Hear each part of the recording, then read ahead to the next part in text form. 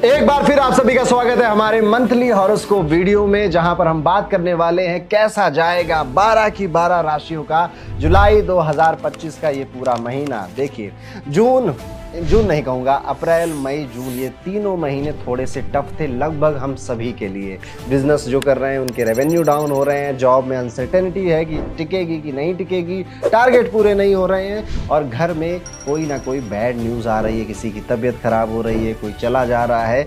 ऐसा ही ये टाइम जा रहा था अप्रैल मई और जून में, और अभी जून खत्म नहीं हुआ है।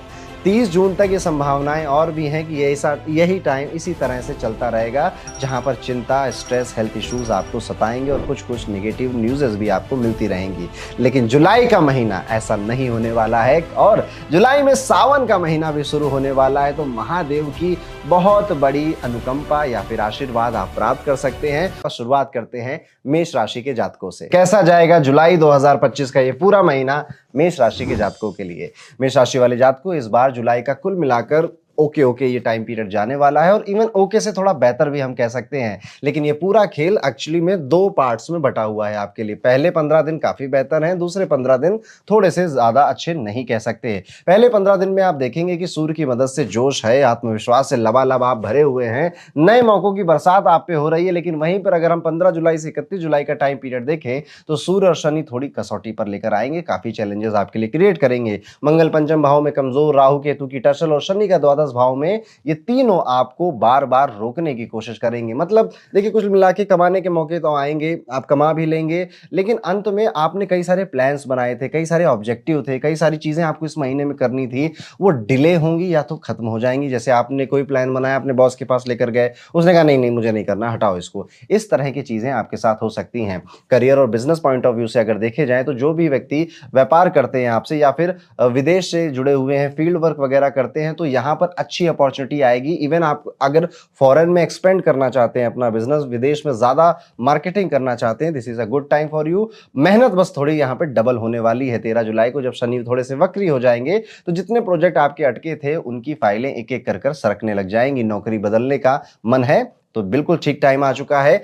जो जुलाई का पहला हफ्ता आने वाला है, इसमें अपने सीवी, रेज्यूमे जितना अच्छा कर सकते हो करिए। इंटरव्यू भी आप चाहे तो इसी टाइम पीरियड में अपने लाइन अप कर लीजिए। अगर आप बिजनेस करते हैं तो मरकुरी आपके 4th हाउस में आने वाला है, डील क्रैक करने की बुद्धि तो आपको जरूर देगा। मगर 18 जुलाई के बाद बुध वक्री, अब बुध वक्री है, यानी कि कोई भी दस्तावेज पर आप सिग्नेचर अगर कर रहे हैं तो उसे 2 बार पढ़िए और 1 बार अपने वकील से पढ़वाइए, उसके बाद ही जाकर उन कागजों पे साइन करिएगा। अगर किसी ने आपसे फोन पर प्रॉमिस वगैरह किया है ना, कह रहे रिटर्न की जरूरत नहीं है, मैंने आपसे कह दिया, मेरी जुबान ही सब कुछ है, उस पर विश्वास मत करना।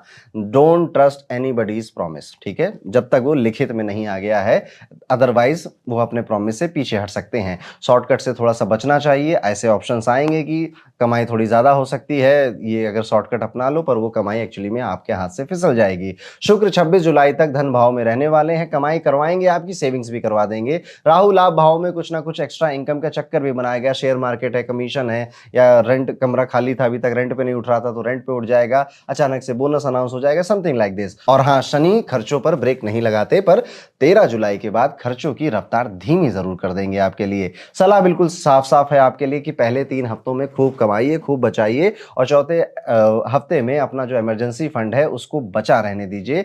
इमरजेंसी में कुछ पैसे आपको रखने चाहिए इस समय। मंगल केतु की युति 28 जुलाई तक पेट और ब्लड प्रेशर से जुड़ी दिक्कतें आपके लिए दिखाती है। मसालेदार खाना कम खाइए, बाहर का खाना कम खाइए। सूर्य दूसरा जो आपका 15 दिन आएगा, यानी 15 जुलाई से 31 जुलाई का जो टाइम पीरियड है, जिनको भी कोलेस्ट्रॉल की प्रॉब्लम है, हार्ट की प्रॉब्लम है या बीपी की प्रॉब्लम है, आप अपना बहुत खास ध्यान दीजिएगा, अदरवाइज ये चीज बढ़ने वाली है। गर्मी भी बढ़ी रही है तो पानी वगैरह पीते रहिए, अपने आप को हाइड्रेट करते रहिए, इलेक्ट्रोलाइट्स को थोड़ा सा बढ़ाइए अपनी बॉडी में। और हाँ, जिनको भी स्टोन की प्रॉब्लम रही है पुरानी, की हाँ मुझे बार बार पथरी हो जाती है या गॉल ब्लैडर में स्टोन हो जाता है, अभी वो चीज वापस से आपके लिए आ सकती है, तो इसलिए भी पानी पीते रहिए। और अपना अल्ट्रासाउंड अगर आप करा सकते हैं तो करा लीजिए, नहीं तो जब वो समस्या बढ़ेगी तो ज्यादा दर्द होगा।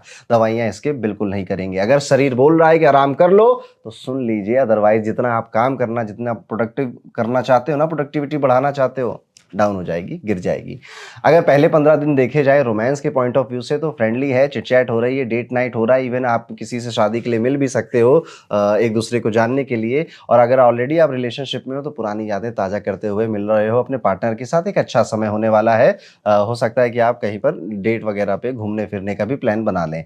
पर मंगल केतु के चलते छोटी-छोटी बातों में तनातनी हो सकती है और उसमें मोस्ट प्रॉब्ली आपके फैमिली मेंबर्स या इन-लॉज़ की वजह से वो दिक्कत हो सकती है, इसलिए कॉम्प्लिकेट मत करिए सिचुएशन को, सिंपल रखिए।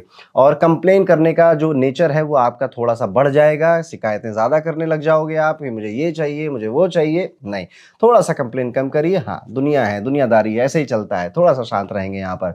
दूसरे जो 15 दिन होंगे, दूसरा पखवाड़ा जो है आपका बेसिकली घर परिवार का तनाव लव लाइफ पर असर डाल सकता है। मैंने कहा ना फैमिली मेंबर्स की वजह से लव लाइफ है, पार्टनर शायद इतना बदमाशी नहीं कर रहा है आपके, जितना परिवार वाले कर रहे हैं। और अगर आपकी ऑलरेडी मैरिज हो चुकी है, आप शादीशुदा है, मैरिड कपल है, तो यहाँ पे मेरा सुझाव आपके लिए कि खुले दिल से बातें करिए, सरप्राइज डिनर प्लान करिए और टकराव से बचिए। और कोई व्यक्ति अगर गुस्से में कुछ कह रहा है तो आप अपना गुस्सा वहां मत लेकर आइए। मंगल, मेष राशि है ना, मंगल की राशि है, थोड़े से अग्रेसिव हो जाते हैं, शांत रहिए, उसकी सुन लीजिए, कह दो कि हाँ गलती हो गई, आगे से नहीं करेंगे, ऐसा करके आगे बढ़िए। शुक्र की मजबूत स्थिति से घर में पॉजिटिव वाइब बनी रहने वाली है। कोई ना कोई एक मांगलिक कार्य इस महीने में आपके घर में हो सकता है। किसी इस महीने में आप अपने बॉस वगैरह या फिर किसी मेहमान को अपने घर पे डिनर के लिए भी बुला सकते हो। और हाँ, खूब सारी शॉपिंग के योग भी यहाँ पर बनते हैं, तो थोड़ा पैसा शॉपिंग में भी खर्च जरूर होगा। भाई बहनों से तालमेल 18 जुलाई तक बिल्कुल ठीक ठाक है, कोई ज्यादा दिक्कत नहीं है। उसके बाद थोड़ा सा ईगो टसल भाई बहनों के साथ हो सकता है, लेकिन वो भी कुछ ही दिनों का है,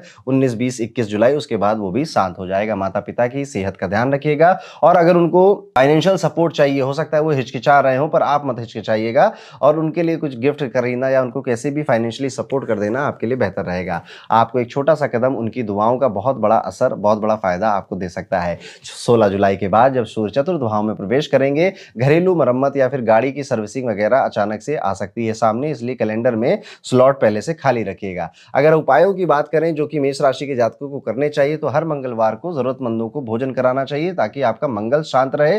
नीम के पेड़ पर भी जल चढ़ाना आपके लिए इस समय केतु को कंट्रोल करने का एक बेहतर उपाय है। और अगर आप हनुमान चालीसा करते रहते हैं तो सबसे अच्छा उपाय आप ऑलरेडी कर रहे हैं, बस उसे कंटिन्यू रखिए। तो ये था मेष राशि के जातकों के लिए कैसा जाएगा जुलाई 2025 का ये पूरा महीना।